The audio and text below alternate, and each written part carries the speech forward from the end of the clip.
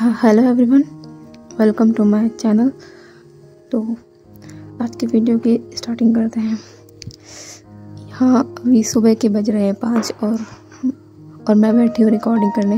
Actually मैंने अपने पहले की वीडियो में नोटिस किया बैकग्राउंड नॉइस ज़्यादा आ रही है, इसलिए मैं सुबह 5 बजे बैठी हूँ रिकॉर्डिंग करने को। थोड़ी ठंड भी लग रही है पर कोई नहीं, करना तो होगा। और हाँ, सबसे बड़ी बात, आज है साल का सबसे बड़ा त्यौहार, सबसे थका देने वाला लेकिन सबसे मज़ेदार भी, दीपावली। मेरी तरफ से आप और आपके परिवार को दीपावली की बहुत बहुत शुभकामनाएं। आपका घर हमेशा खुशियों से जगमगाता रहे। तो ठीक है, अब अपना नेक्स्ट पार्ट शुरू करते हैं। और पिछले पार्ट में हमने देखा था कि सुई जिन सुइयों को बजाते बजाते वो अब उसके ऊपर इविल स्पिरिट का वार हो गया था और सुजय उसे कबीला लेके आया था। अब आगे देखते हैं। लेंस जैन जल्दी से सुजय के पास आते हैं, बाकी सब भी वहाँ पहुँचते हैं। सबने देखा कि सुजय की गोद में सुई है। सुई को क्या हुआ? अंकल कुरैन सुजय को शेक करते हुए पूछते हैं, सुई को क्या हुआ है? सुई को क्या हुआ? लेंस जैन भी कहते हैं। सुजय की आंखों से आंसू गिर रहे थे। वो कुछ सुन नहीं पा रहा था और ना ही कुछ कह पा रहा था। तभी श्रीलान सामने आता है और कहता है, राजकुमारी पर इविल स्पिरिट का हमला हुआ है। ये सुनकर सभी डर जाते हैं। श्रीलान कहता है, हमें जल्दी इन्हें हीलर रूम के पास ले जाना चाहिए। तभी सुजय होश में आता है और हीलर रूम की तरफ दौड़ पड़ता है। तभी वुशन अपनी जगह पर ही शॉक खड़ा हुआ था। तभी युआन वुशन के पास आता है और उसे शेक करते हुए कहता है, बाबा हमें भी चलना चाहिए। तब वुशन होश में आता है और पूछता है कि ये कैसे हुआ सुई के साथ। युआन कहता है, हम सभी वहाँ सुई की दर्दनाक चीख को सुनकर वहाँ पहुँचे थे। वुशन और युआन भी हीलर रूम की तरफ चले जाते हैं। हीलर सुई को चेक कर रहे थे। सभी हीलर रूम के बाहर खड़े हुए थे। वुशन सुजय को देख रहा था, जो उसकी बहन के लिए बहुत चिंतित है। तभी वहाँ तेज कदमों की आवाज़ सुनाई देती है।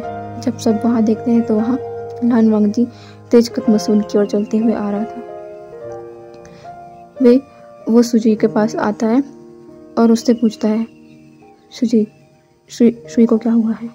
हमारी सुई को क्या हुआ है? मुझे बताओ, क्या हुआ है सुई को?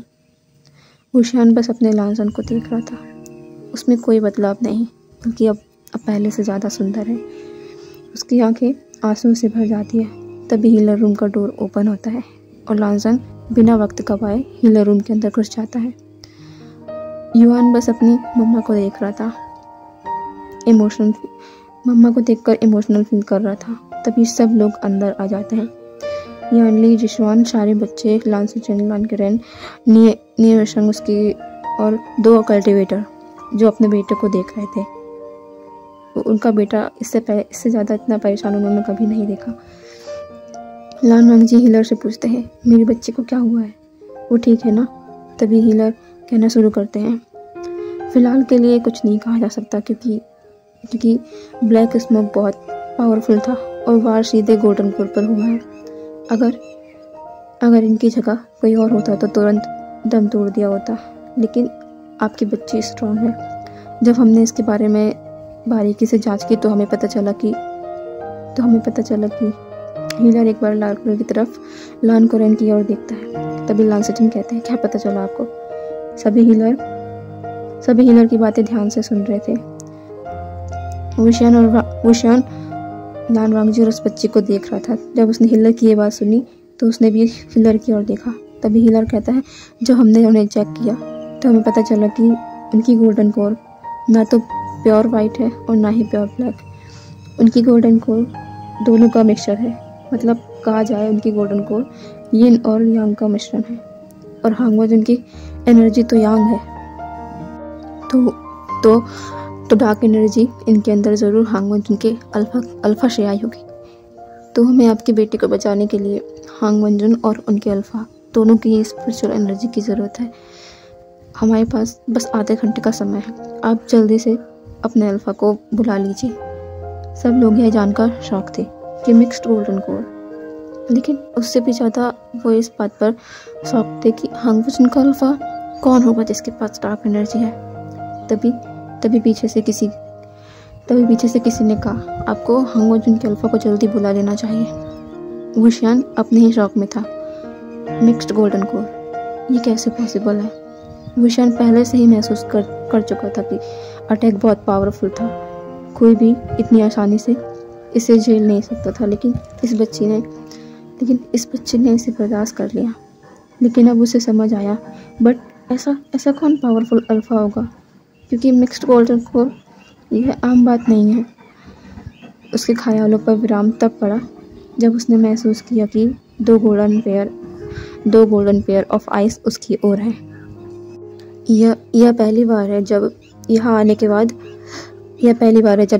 बाद लांजान ने उसकी ओर देखा।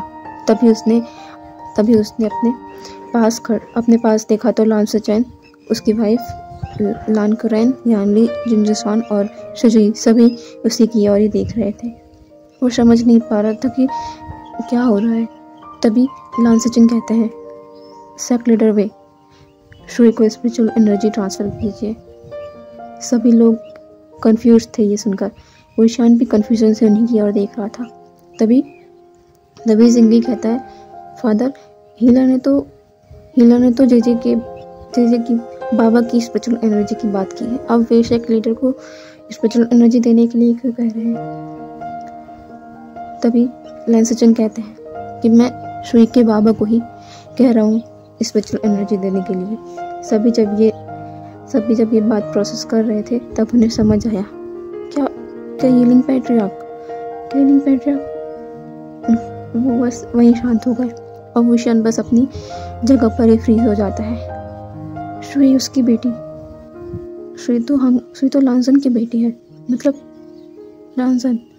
लांजन और उसकी बेटी, मेरी बेटी। शुई उसकी बेटी है और शुजुई भी उसी का बेटा है। अरे बस सवाल यही है कि कैसे? युआन ये सुनकर पूरी तरह से शॉक था। मतलब कि शुई उसकी बहन है, हांगवुजन उसकी मम्मा है। वुशियान बस बुद्ध बनकर अपनी जगह पर खड़ा था। तब बात संभालते हुए हीलर कहते हैं, और जल्दी कीजिए, हमारे पास वक्त कम है। तभी लांजन वुशियान के पास आता है। तब वुशियान की नज़र लांजन पर पड़ती है। लांजन उसका हाथ पकड़ता है और उसे साथ लेकर सुई के पास लाता है, सुई के करीब लाता है। सभी का ध्यान उन्हीं पर था। तभी लान वांगजी नीचे झुककर सुई के चेहरे से वो वेल हटा देता है, जिससे सुई का चेहरा अब पूरी तरह से विजिबल हो रहा था। लान वांगजी वुशियान का हाथ छोड़कर बेड के दूसरे कोने पर आ जाता है। अब सभी शुई का फेस क्लियरली देख सकते थे। जब सब उसे देखते हैं तो बस देखते ही रह जाते हैं। इतनी ब्यूटीफुल फेरी की तरह, और इसे कोई नहीं नकार सकता कि ये वुशियान की बेटी नहीं है। बिल्कुल उसी की तरह सेम चेहरा, बस आंखें लान वांगजी जैसी, लिप्स के नीचे वो मोल।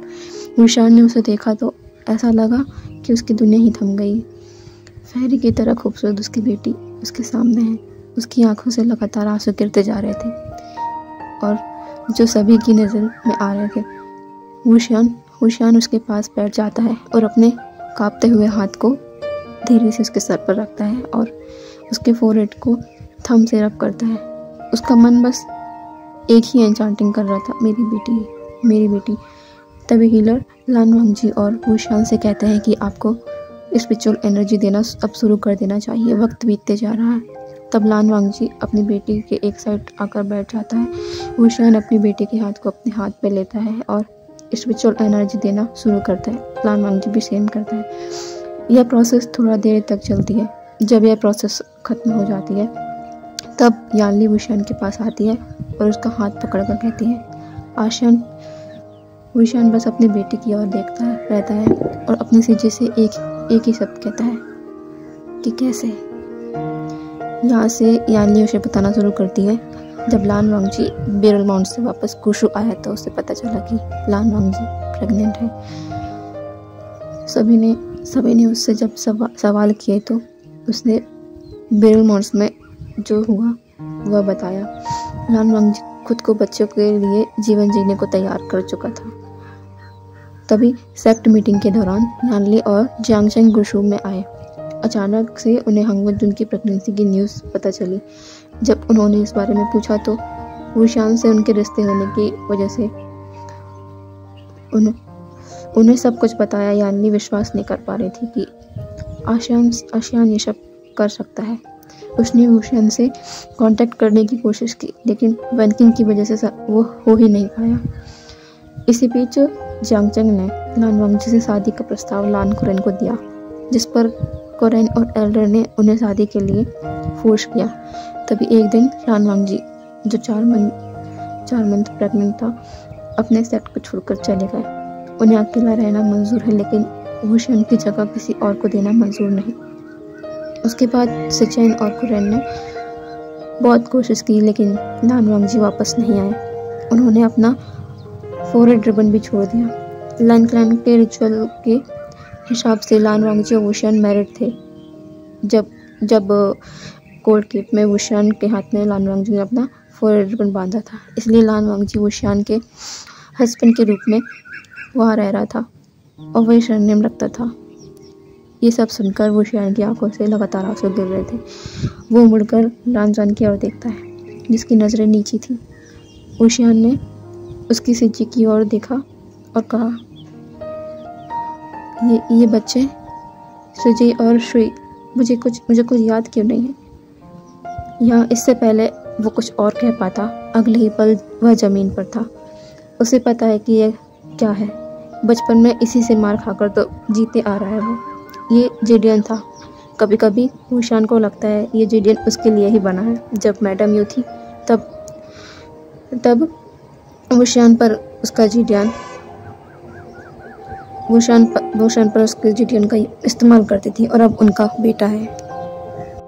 जब वह उठकर मुड़ने की कोशिश करता है तो एक बार और उसकी पीठ पर होता है जेडियन का। जियांगचेंग अभी यहाँ पहुंचा था जब उसने उसकी बहन से वुशियान को ये पूछते देखा कि ये बच्चे कैसे हुए। उसे इतना गुस्सा आया कि उसने बिना कुछ सोचे उस पर जेडियन का वार कर दिया। यानली जियांगचेंग का हाथ पकड़ती है और उससे कहती है, आचेंग, ये क्या कर रहे हो? सीजी, आप मुझसे पूछ रही हैं कि मैं क्या कर रहा हूँ? युआन जल्दी से अपने पापा के पास आता है और उन्हें संभालने लगता है। लान वांगजी को बहुत गुस्सा आया जब जियांगचेंग ने वुशियान पर हमला किया। वो वुशियान के पास जाता कि उससे पहले ही उसने युआन को देखा। वुशियान के पास जल्दी से आया और उसे संभालने लगा। उसके पास वैनकिंग भी थी उसका युआन कितना बड़ा हो गया है। अब वह वो युआन नहीं रहा जो वांगजी के पैरों से लिपट जाता था। उसके लिए अब वो काफ़ी बड़ा हो चुका था। लान सिचेन और कुरेन और कमरे में मौजूद सभी लोग इस नज़ारे को देख रहे थे। तभी जियांगचेंग की आवाज़ आती है, सीजे, ये पूछ रहा है कि ये बच्ची कैसे? ओह हाँ, हम इस शख्स से और क्या उम्मीद कर सकते हैं जो शख्स उस सेक्ट का नहीं हुआ, जिसने उसे रास्तों से उठाकर महलों में पूरे अधिकार के साथ जीने दिया। वो किसी और का क्या ही होगा। ये शब्द उसने लान वांगजी की ओर देखकर कहे थे। तभी कभी इसने हमारे बारे में नहीं सोचा। इसका जो मन किया उसने वो किया। न जाने कहाँ से ये डेमोनिक कल्टीवेशन सीख कर आ गया, जिसकी वजह से हमारे सेक्ट पर सवाल उठे, हमारे सेक्ट की बदनामी हुई। लेकिन उससे भी इसका मन नहीं भरा। जब हमारे सेक्ट को इसकी ज़रूरत थी, इसने बस इन बैंस को चुना और इन्हें लेकर भाग गया बेरल माउंट्स में। बस और वहीं बस गया।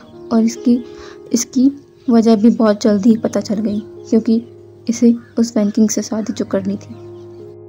जियांगचेंग, वुशियान ने तेज आवाज़ में कहा, क्यों बुरा लगा तुम्हें? जब इस बेंस के साथ ही रहना था, इससे ही शादी करनी थी और इसी के साथ अपना बच्चा करना था, तो तुमने लान वांगजी के साथ वो सब क्यों किया? उसे प्रेग्नेंट क्यों किया? सभी लान यानली जिशवान वुशियान को ही देख रहे थे। वुशियान के पास कोई जवाब नहीं था, क्योंकि उसे खुद नहीं पता कि उसके साथ ये हो क्या रहा है। कब उसने लान वांगजी के साथ ऐसा किया था। तभी पीछे से एक ज़ोरदार आवाज़ आती है जो वेनिंग की थी, जिसने अब मास्टर वे के खिलाफ बहुत कुछ सुन लिया था। उन्हें उन गलतियों के लिए दोषी ठहराया जा रहा था जो उन्होंने की भी नहीं। अगर उसने पहले अपनी बहन की गलतियों पर पर्दा नहीं डाला होता तो बात यहाँ तक पहुँचती ही नहीं। अब वो मास्टर वे के खिलाफ और कुछ नहीं सुनेगा। तभी उसने ऊंची आवाज़ में कहा, बस कीजिए सेक्ट लीडर जियांग, आप मास्टर वे को उन गलतियों के लिए जिम्मेदार ठहरा रहे हैं जो उन्होंने की ही नहीं है। सब लोग वेनिंग की तरफ देखने लगते हैं। वुशियान भी वेनिंग को कंफ्यूजिंग लुक के साथ देख रहा था। तभी वेनिंग बोलना शुरू करता है कि सच तो ये है कि मास्टर वे और मेरी बहन की शादी कभी हुई ही नहीं थी। इस पर वेनिंग जोर से चिल्लाती है, वेनिंग ये तुम क्या कह रहे हो?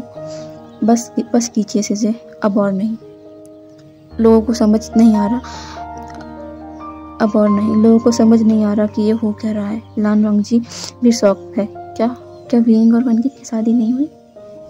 तभी याली वेनकिंग के पास आती है और कहती है, हमें पूरी बात बताओ। अगर शादी नहीं हुई तो ये दोनों हस्बैंड वाइफ की तरह क्यों हैं? और ये बच्चा? वेनिंग लान वांगजी की ओर देखते हुए कहता है, हांग वनजुन, आपको तो पता है कि युवान कौन है। युवान मेरी सीजे और मास्टर वे का बेटा नहीं है। यह एक वैन था जो हमारे साथ रहता था। मास्टर वे ने उसे अडॉप्ट करके अपना बेटा बना लिया है। सभी यह सुनकर शॉक थी। तभी वेनिंग कंटिन्यू करते हुए कहता है, बात यह है कि मेरी बहन मास्टर वे को पसंद करती थी पहले से ही, लेकिन मास्टर वे मेरी बहन को उस नज़र से नहीं देखते थे। मास्टर वे तो हांग वनजुन को पसंद करते हैं। जब मेरी बहन ने ये बात जानी तो उसने मास्टर वे और लान वांगजी को दूर करने के बारे में सोचा। एक दिन उसने मास्टर वे के खाने में ऐसी दवा मिला दी जिससे अल्फ़ा टेम्पररी रट में आ जाता है और उसे बात का कुछ भी याद नहीं रहता। उसके बाद क्या हुआ मुझे नहीं पता, लेकिन जब मैंने सुबह अपनी बहन को मास्टर वे के कक्ष के बाहर देखा तो मैं समझ गया कि मेरी बहन कुछ करने जा रही है। फिर मैंने देखा कि मेरी बहन मास्टर वे के कक्ष के अंदर चली गई। उसके थोड़ी देर बाद सबको ये पता चला कि मास्टर वे ने सीजे के साथ गलत किया है। मुझे भी यही लगता था कि सीजे का प्लान का हिस्सा है, क्योंकि उन्होंने खाने में दवा जो मिलाई थी। लेकिन मुझे ये नहीं पता था कि उन्होंने मेरी बहन के साथ नहीं, हांग वनजुन के साथ नाइट स्पेंड किए। कैसे, मुझे ये भी नहीं पता। उसके बाद हांग वनजुन जब शादी वाले दिन आए थे और जब वो वहाँ से चले गए तब मास्टर वे ने सभी से कह दिया कि वो वेनकिंग से शादी नहीं करेंगे। वो सिर्फ हांग वनजुन से प्यार करते हैं और उन्हीं से शादी करेंगे। मास्टर वे ने हम पर जो उपकार किया था, जिस वजह से हम आज जी रहे हैं, इसलिए उनके इस फैसले का किसी ने विरोध नहीं किया। तब से बस मेरी सजे नाम की ही वे फॉरेन है, उनके बीच कोई रिश्ता नहीं। सभी लोग यह सुनकर शौक थे। वुशियान और लान वांगजी सबसे ज़्यादा। वुशियान ने कभी नहीं सोचा था कि वेनकिंग कभी ये हरकत करेगी। वुशियान ने वेनकिंग की तरफ गुस्से से देखा और वेनकिंग ने अपनी नजरें झुका ली। तभी फिर से वेनिंग की आवाज़ आती है, और सेक्ट लीडर जियांग, आपने क्या कहा कि मास्टर वे एक खुदगर्ज इंसान है जो सिर्फ अपने बारे में सोचते हैं। लेकिन मैं तो यही कहूँगा कि अपने जीवन में मैंने कभी भी मास्टर वे जैसा सेल्फलेस इंसान नहीं देखा जो खुद से पहले दूसरों के बारे में सोचता है। और आपने क्या कहा कि उन्होंने आपके लिए कुछ नहीं किया, बल्कि उनकी वजह से आपके साथ की बदनामी हुई।